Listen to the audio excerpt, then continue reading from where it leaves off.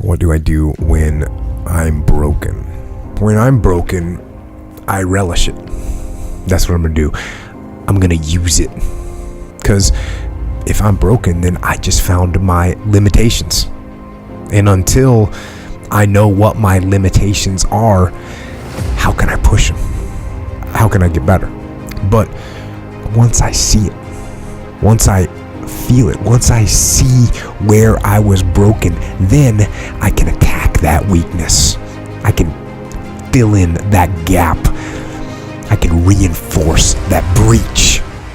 If you break, it means it's time to fortify your will to make it stronger. There's all kinds of different ways to break. You can break physically, you can break mentally, you can break your heart, you can break your spirit, and none of those are fun, and all of those are gonna leave a mark. But the mark that they leave can be the mark of victory, or it can be the mark of defeat. Because every time you break, and in every way that you break, while it's a chance, it's definitely a chance for you to give up and for you to just to fall apart. But there's also opportunity. There's opportunity to get stronger and get smarter and get faster and get tougher and get more stable and get more resilient and get better.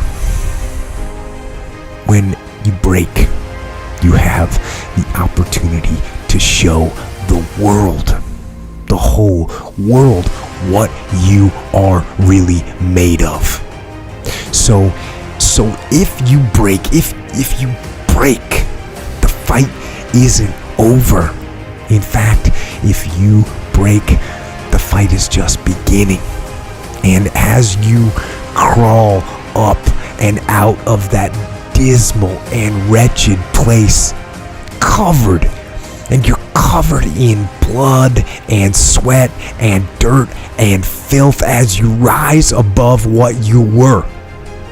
And as you take the form of who you are supposed to be, you will see that in the very act of standing up, in the very act of fighting on, you will become and you will remain unbroken.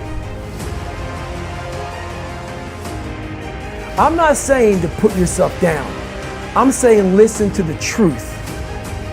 And the truth isn't in the 20%. The truth is in this other part of your brain saying, look, man, you're wasting a bunch of percentage here. We have 80 more percent that we're not tapping into, because in this other 80% is suffering, pain, failure,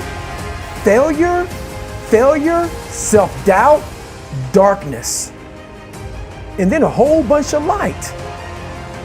So a lot of us know that. I can get over here, but over here, man, this is much better, because I gotta go through this journey that is not fun.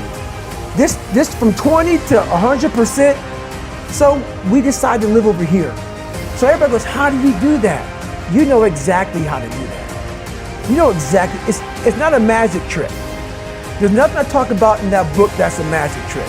It's all back down to a very primitive mindset of we just have to do. It's like breathing. Breathing becomes normal. Like we don't know that we're doing it. That's how you have to live your life. When that alarm clock goes off at 4 or 5 in the morning, your mind says no. You just say, this is what we do. It's what we do now. Because to get to where you want to go, the amount of pain involved, I'm not saying physical, I'm not saying you got to break yourself off.